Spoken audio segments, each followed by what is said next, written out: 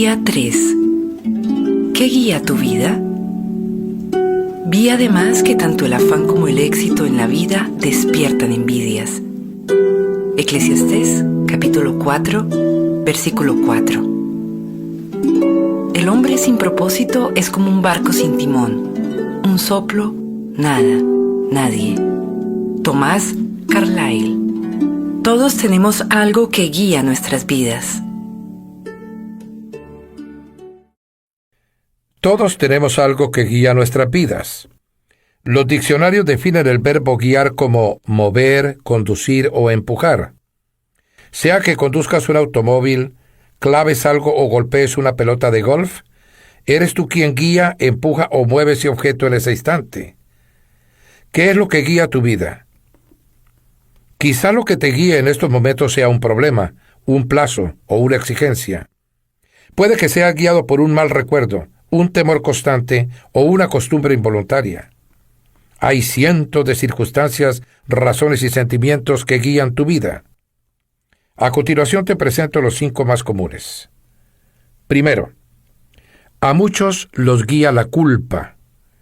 Se pasan toda la vida huyendo de sus errores y ocultando su vergüenza. Quienes cargan culpa son controlados por sus recuerdos. Permiten que su futuro sea controlado por su pasado. Sin darse cuenta, se castigan a sí mismos saboteando sus propios logros. Cuando Caín pecó, su culpa lo separó de la presencia de Dios, y el Señor le dijo: «En el mundo serás un fugitivo errante». Eso describe hoy a la mayoría de la gente. Va por la vida sin propósito alguno. Somos el resultado de nuestro pasado, pero no tenemos que ser prisioneros del mismo. El propósito de Dios no está sujeto a tu pasado. Él, que convirtió a un asesino llamado Moisés en un líder y a un cobarde llamado Gedeón en un héroe valiente, también puede hacer cosas increíbles con lo que queda de tu vida. Dios es experto en dar borrón y cuenta nueva a la gente. La Biblia dice: «Feliz el hombre a quien sus culpas y pecados le han sido perdonados por completo». Segundo, a muchos los guía la ira y el resentimiento. Se aferran a heridas que nunca logran superar. En vez de sacarse el dolor por medio del perdón, lo repiten una y otra vez en sus mentes. Los que viven motivados por el resentimiento se enclaustran e interiorizan su ira. Otros estallan y explotan ante los demás. Ambas reacciones son dañinas e inútiles. El resentimiento siempre te daña más a ti que a la persona con la que estás resentido. Mientras la persona que te ofendió quizás olvide la ofensa y siga su vida, tú continúas hirviendo de dolor, perpetuando el pasado. Escucha bien, los que te hicieron daño en el pasado no pueden seguir haciéndolo a menos que te aferres al dolor por medio del resentimiento. Lo pasado, pasado está. Nada lo podrá cambiar. Te estás haciendo daño a ti mismo con tu amargura. Por tu propio bien, aprende de todo eso y libérate.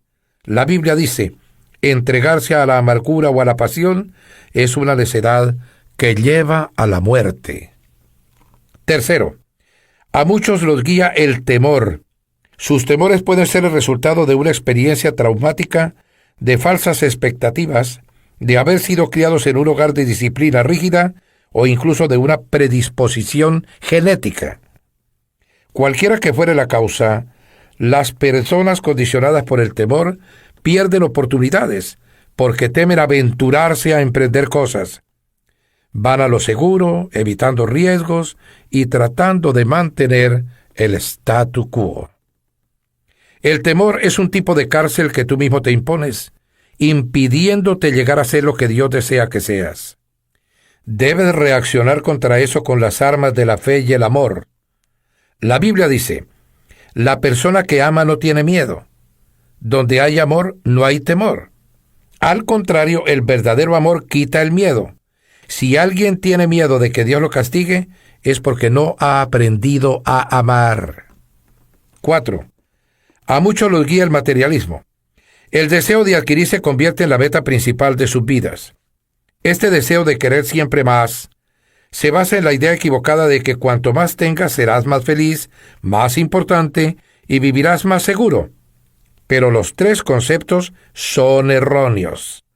Las posesiones solo proveen felicidad temporal. Como las cosas no cambian, tarde o temprano nos aburrimos de ellas, entonces queremos otras nuevas, más grandes y más modernas. No deja de ser un mito eso de que cuanto más tenga, más importante soy. ¿Cuánto valemos como personas y cuánto valemos por lo que tenemos? No es lo mismo. No se puede determinar cuánto vales por las cosas que posees. Y Dios dice que las cosas más valiosas en la vida no son los bienes que posees. El mito más común respecto al dinero es que cuanto más tengas, más seguro estarás. No es así. Se pueden perder las riquezas por muchas razones que están fuera de tu control. La verdadera seguridad se fundamenta solo en algo que no te pueden quitar: tu relación con Dios. 5. A muchos los guía la necesidad de ser aceptados. Permiten que las expectativas de sus padres, cónyuges, profesores o amistades controlen sus vidas. Muchos adultos siguen tratando de ganarse la aceptación de sus padres, a quienes es imposible agradar. A otros los guía la presión de los amigos, preocupándose siempre por el qué dirán. Tristemente, aquellos que siguen al mundo por lo general se pierden en él. Desconozco todas las claves del éxito, pero tratar de agradar a todo el mundo es una de las claves del fracaso. Ser influenciado por la opinión de los demás te garantiza perder los propósitos de Dios para tu vida. Jesús dijo: nadie puede servir a dos señores. Hay otras influencias que pueden guiar tu vida, pero todas terminan en un callejón sin salida. Por ejemplo, potencial sin poder usarlo, estrés innecesario y una vida vacía. Esta jornada de 40 días te enseñará a llevar una vida con propósito, una vida guiada, controlada y dirigida por los propósitos de Dios. Nada es más importante que conocer los propósitos de Dios para tu vida, y nada puede compensarte el no conocerlos, ni siquiera el éxito, la riqueza, la fama o los placeres. Sin un propósito, la vida es una marcha sin sentido, un movimiento sin dirección y sucesos sin motivos. La vida sin propósito es trivial, insignificante e inútil. Hay 5 grandes beneficios de vivir una vida con propósito. Primero, conocer tu propósito da sentido a tu vida. Fuimos creados para tener significado.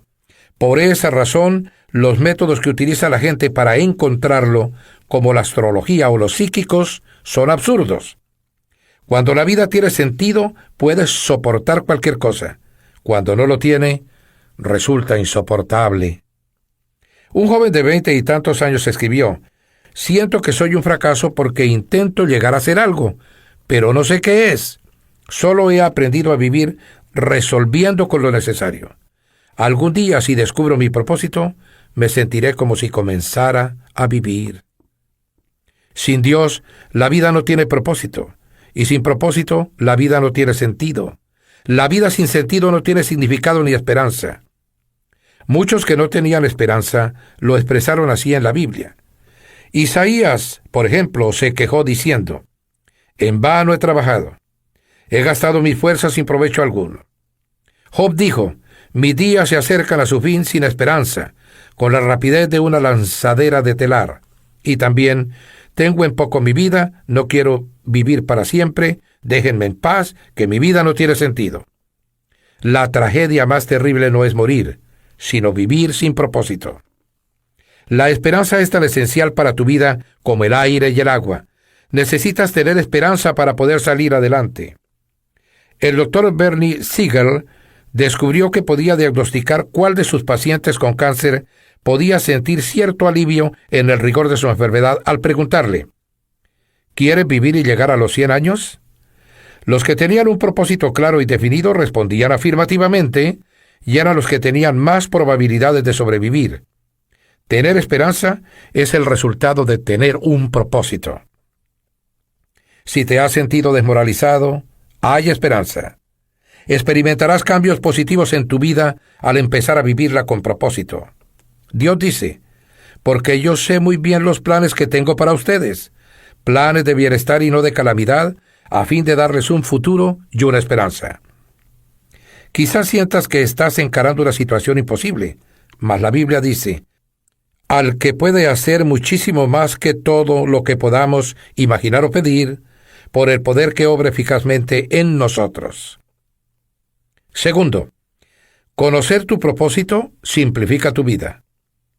Esto define lo que haces o lo que dejas de hacer. Tu propósito se convierte en el patrón que usarás para evaluar qué cosas son esenciales y cuáles no. Formúlate la pregunta: ¿esta actividad que voy a realizar me ayudará a cumplir los propósitos de Dios para mi vida? Sin un propósito definido no tienes fundamento alguno en qué basar tus decisiones, distribuir tu tiempo, usar tus recursos. Entonces tomarás decisiones basadas en las circunstancias, en las presiones y en el estado anímico del momento. Los que no entienden su propósito suelen esforzarse demasiado, y eso causa estrés, cansancio y conflicto. Es imposible que logres hacer todo lo que los demás quieren que hagas. Solo tienes tiempo para hacer la voluntad de Dios. Si no logras terminarlo todo, significa que estás haciendo más de lo que Dios quiere que hagas, o quizás estás viendo demasiada televisión. Vivir con propósito nos lleva a un estilo de vida más sencillo y a un plan de actividades más saludable. La Biblia afirma: hay quien pretende ser rico y no tiene nada. Hay quien parece ser pobre y todo lo tiene. Te lleva también a tener tranquilidad. Al de propósito firme guardarás en perfecta paz, porque en ti confía. Tercero, conocer tu propósito enfoca tu vida.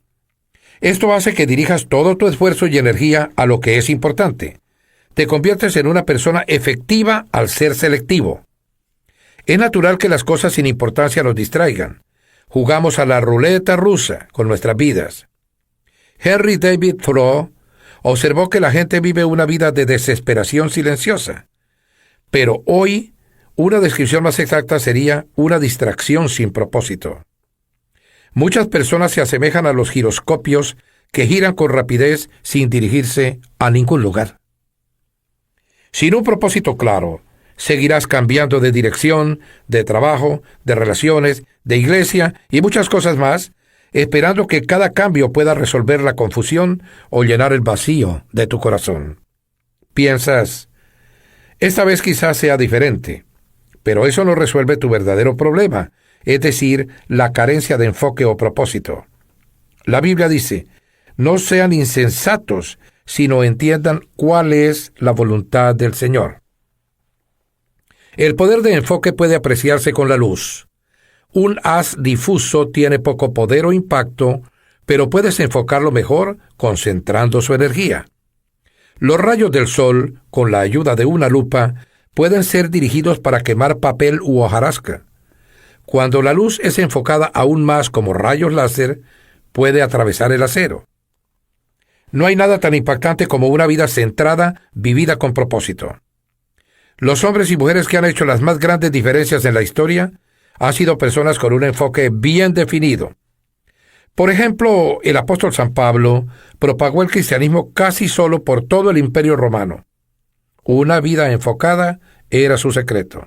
Él dijo: una cosa hago, olvidando lo que queda atrás y esforzándome por alcanzar lo que está delante. Si deseas que tu vida impacte, enfócala. Ya deja de titubear. No trates de hacerlo todo. Haz menos. Tienes que deshacerte aún de buenas actividades y concentrarte en hacer lo más importante. Nunca confundas actividad con productividad. Puedes estar ocupado sin propósito alguno. ¿Y de qué te sirve? Pablo dijo: aquellos que queremos todo lo que Dios tiene, mantengámonos enfocados en la meta. Quinto, conocer tu propósito estimula tu vida. El propósito siempre produce entusiasmo. No hay nada que dé tanto ímpetu como tener un propósito claro. Por otro lado, el entusiasmo se disipa por falta de propósito. El simple hecho de levantarse de la cama se convierte en una tarea ardua. Por lo general, Es el trabajo sin propósito, no el excesivo, el que nos acaba, nos deja sin fuerzas y nos roba el gozo. George Bernard Shaw escribió: esta es la verdadera felicidad de la vida, ser usado para un propósito y poder reconocer su supremacía. Ser una fuerza de la naturaleza en lugar de algo inconstante, un saco de males y lamentos, siempre quejándose de que el mundo no se ha dado a la tarea de hacerlo a uno feliz. Quinto, conocer tu propósito te prepara para la eternidad.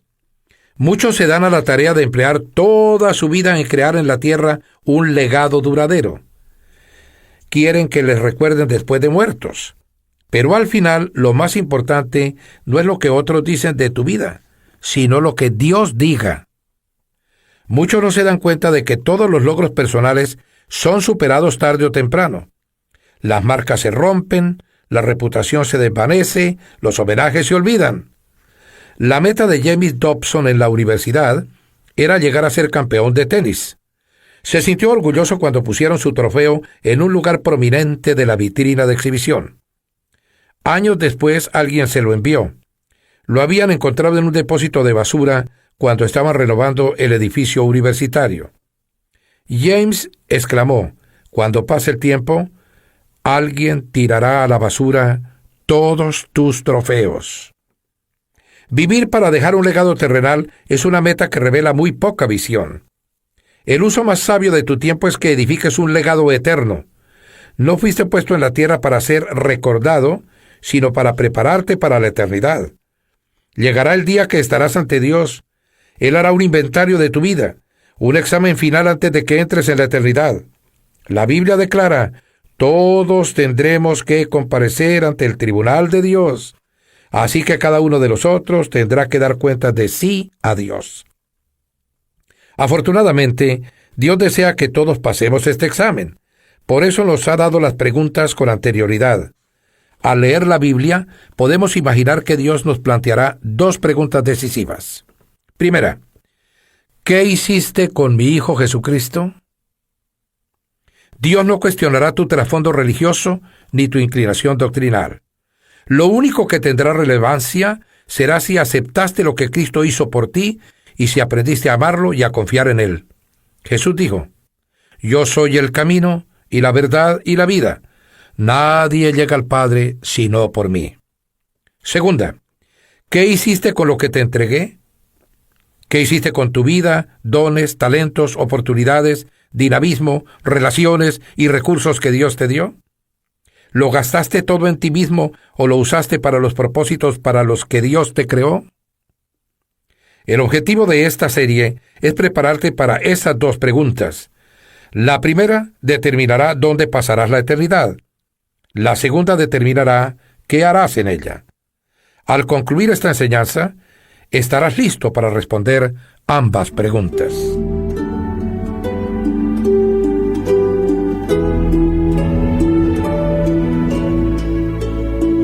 Pensando en mi propósito, día 3. Punto de reflexión. Vivir con un propósito es el camino a la paz. Versículo para recordar. Al de propósito firme guardarás en perfecta paz, porque en ti confía. Isaías, capítulo 26, versículo 3. Pregunta para considerar. ¿Cuál podrían decir mi familia y amigos es la fuerza que mueve mi vida? ¿Cuál quiero yo que sea?